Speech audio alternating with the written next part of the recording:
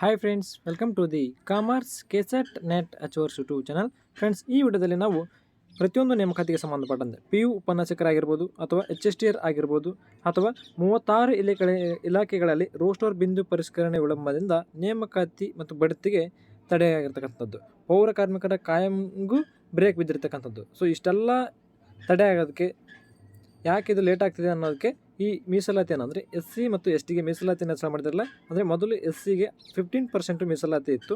So ಈಗ ಅದನ್ನು 17ಕ್ಕೆ ಮಾಡಿದ್ದಾರೆ, ಹೌದಾ, 17ಗೆ. ಸೊ ಇನ್ನು STಗೆ ಮೊದಲು 3% ಇತ್ತು. ಸೊ ಅದನ್ನು ಈಗ ಏನು ಮಾಡಿದರೆ 7%ಗೆ ಇನ್ಕ್ರೀಸ್ ಮಾಡಿದ್ದಾರೆ. ಈ ಮೀಸಲಾತಿ ಹೆಚ್ಚಳವನ್ನು ಎಲ್ಲ ಈ ನೇಮಕಾತಿಗಳಿಗೆ ತಡ ಆಗೋದಕ್ಕೆ ಪ್ರಮುಖ ಕಾರಣ ಆಗಿರ್ತಕ್ಕಂಥದ್ದು.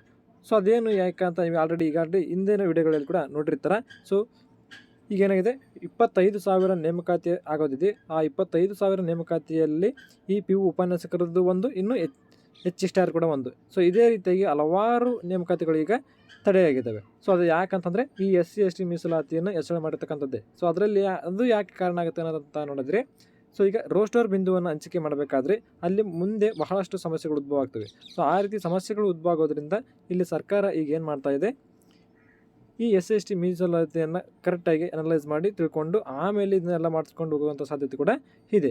ಸೊ ಆದರೆ ಈಗ ತಡ ಆಗೋದಕ್ಕೆ ಕಾರಣ ಏನಂತ ನೋಡೋದಾದರೆ ಈ SC ST ಮೀಸಲಾತಿಯೇ ಪ್ರಮುಖ ಕಾರಣ ಆಗಿದೆ ಅಂತ ಹೇಳಲಾಗ್ತಿದೆ. ಸೊ ಆದರೆ ಇದೇ ಅಂತ ಅಲ್ಲ, ಇನ್ನೂ ಹಲವಾರು ಸಮಸ್ಯೆಗಳು ಕೂಡ ಈಗ ಆಲ್ರೆಡಿ ಇರತಕ್ಕಂಥದ್ದು. ಯಾಕಂದರೆ HSTRನಲ್ಲಿ ಕೂಡ ಮೊದಲಿಗೆ ಏನಿತ್ತಲ್ಲ SC ST ಮೀಸಲಾತಿ ಅಂದರೆ 15% ಮತ್ತು 3%. ಸೊ ಅದರ ಪ್ರಕಾರವಾಗಿಯೇ ಇದ್ದಿದ್ದನ್ನು ಈಗ ಆಲ್ರೆಡಿ ಈಗ ಹಂಚಿಕೆ ಮಾಡೋದಕ್ಕೆ ಕೂಡ ಅಲ್ಲಿ ಸ್ವಲ್ಪ ಸಮಸ್ಯೆಗಳಾಗಿದ್ದಾವೆ. ಅಲ್ಲಿ ಏನೇನೋ ಪ್ರಾಬ್ಲಮ್ಸ್ ಆಗಿ ಆ ರೀತಿಗೆ ಹಂಚಿಕೆ ಮಾಡೋದಕ್ಕೆ ಹಾಗೆಲ್ಲ. ಸೊ ಒಂದು ಎಕ್ಸಾಂಪಲ್ನ ಹೇಳೋದಾದರೆ, ರಾಯಚೂರು ಡಿಸ್ಟಿಕ್ಕಲ್ಲೇ ಏನಾಗಿದೆ, ಅಂಗವಿಕಲರಿಗೆ ಅಂದರೆ ಒಂದು ಬಾಯ್ಸ್ಗೆ ಒಂದು ಗರ್ಲ್ಸ್ಗೆ ಕೊಡಬೇಕಾಗಿತ್ತು. ಸೊ ಅದನ್ನು ಎರಡೂ ಬಾಯ್ಸ್ಗೆ ಕೊಟ್ಟಿದ್ದಾರೆ. ಅಲ್ಲಿ ಮೀಸಲಾತಿ ರೋಸ್ಟರ್ ಪ್ರಕಾರ ಹಂಚಿಕೆ ಆಗಿಲ್ಲ. ಸೊ ಹಾಗೆ 379 ಇರ್ತಕ್ಕಂಥ ಅಂದರೆ ಹೈದರಾಬಾದ್ ಕರ್ನಾಟಕದಿದೆಯಲ್ಲ, ಸೊ ಅವರಿಗೆ ಕೂಡ ಈ ಮೀಸಲಾತಿಯಲ್ಲಿ ಕೆಲವೊಂದಿಷ್ಟು ಸರಿಯಾಗಿ ಹಂಚಿಕೆ ಆಗಿಲ್ಲ ಅಂತೆ. ಸೊ ಆ ರೀತಿಯಾಗಿ ಕೂಡ ಆಗಿದ್ದಾವೆ. ಸೊ ಆದ್ದರಿಂದ ರೋಸ್ಟರ್ ಹಂಚಿಕೆಯಲ್ಲಿ ಮುಂದೆ ಏನೂ ತೊಂದರೆ ಆಗಬಾರ್ದು ಅನ್ನೋದು ಕಾರಣಕ್ಕೆ ಈ SC ST ಮೀಸಲಾತಿ ಕೂಡ ಈಗ ಹೆಚ್ಚಳ ಆಗಿರೋದ್ರಿಂದ ಬಹಳಷ್ಟು ಮುಂದೆ ಸಮಸ್ಯೆ ಆಗೋಂಥ ಸಾಧ್ಯತೆ ಕೂಡ ಇರ್ತವೆ. ಈಗ ಆಗಿರ್ತಕ್ಕಂಥ ಈಗ ಆಲ್ರೆಡಿ ಯಾರು GPSTR ಬರೆದಿದ್ದಾರೆ ಅದು ಈಗ ಆಲ್ರೆಡಿ ಕೋರ್ಟಲ್ಲಿದೆ. ಸೊ ಯಾಕೆ ಅಂದರೆ ಈ ರೀತಿಯಾಗಿ ರಾಯಚೂರಲ್ಲಿರ್ತಕ್ಕಂಥ ಒಬ್ಬ ಹೆಣ್ಮಗಳು ಏನಂತೇಳಿ ಅಂದರೆ ಹ್ಯಾಂಡಿಕ್ಯಾಪ್ಟ್ ಇರ್ತಕ್ಕಂಥವ್ರು, ಅವ್ರಿಗೆ ಕೂಡ ಅದು ಒಂದು ಸೀಟು ಸಿಗಬೇಕಾಗಿತ್ತು.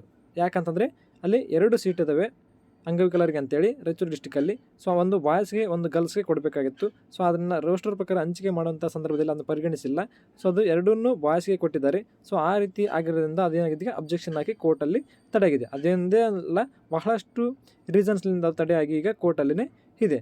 ಸೊ ಆದ್ದರಿಂದ ಈ ರೀತಿಯಾಗಿ ಮುಂದೆ ಸಮಸ್ಯೆಗಳು ಆಗಬಾರ್ದು ಅಂತೇಳಿ ಈಗ ಏನು ಮಾಡ್ತಾಯಿದ್ದಾರೆ, ಸ್ವಲ್ಪ ತಡೆಯನ್ನು ಮಾಡ್ತಾಯಿದ್ದಾರೆ. ಸೊ ಆದರೆ ಇಲ್ಲಿ ಪ್ರಮುಖವಾಗಿರುವಂಥ ಕಾರಣ ಏನಂತ ನೋಡಿದರೆ ಈ ಮೀಸಲಾತಿ ಹೆಚ್ಚಳನೇ ಈ 25,000 ನೇಮಕಾತಿಗೆ ತಡೆಯಾಗಿರ್ತಕ್ಕಂಥದ್ದು ಅಂತ ಕೂಡ ಹೇಳಲಾಗ್ತಿದೆ. ಸೊ ಅದು 36 ಇಲಾಖೆಗಳಲ್ಲಿ ರೋಸ್ಟರ್ ಬಿಂದು ಪರಿಷ್ಕರಣೆ ವಿಳಂಬದಿಂದ ನೇಮಕಾತಿಗಾಗಿರ್ಬೋದು ಅಥವಾ ಬಡ್ತಿಗೂ ಕೂಡ ಏನಾಗ್ತಿದೆ, ತಡ ಆಗ್ತಿದೆ. ಸೊ ಅಷ್ಟೇ ಅಲ್ಲದೆ ಪೌರ ಕಾರ್ಮಿಕರ ಕಾಯಂಗೂ ಬ್ರೇಕ್ ಬಿದ್ದಿರ್ತಕ್ಕಂಥದ್ದು. ಓಕೆ ಫ್ರೆಂಡ್ಸ್, ಇಷ್ಟೆಲ್ಲ ಮಾಹಿತಿ ಇರತಕ್ಕಂಥದ್ದು. ಇದು ಯಾವಾಗೇನೋ ಪೇಪರ್ ಅಂತ ನೋಡಿದ್ರೆ ನೀವು ಪೇಪರನ್ನು ನೀವು ಕೂಡ ಓದ್ಕೊಳ್ಬೋದು ಒಂದ್ಸಲ. ಕನ್ನಡಪ್ರಭ ಇವತ್ತಿನದು. ಓಕೆನಾ?